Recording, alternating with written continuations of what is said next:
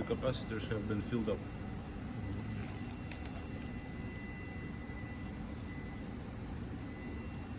That's why some these insulation testers, they have a button that you press and it starts applying the voltage. You come 5 minutes later, yeah, and then you get the right reading.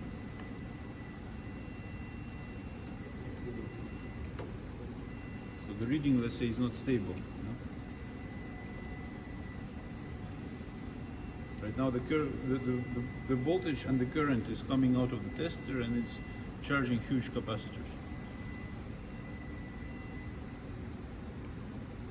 But I can already tell that this is more than 1 mega ohm, so everything is fine, and it's only increasing, it's not decreasing, right? You see, and it goes slower and slower and slower. It's harder and harder to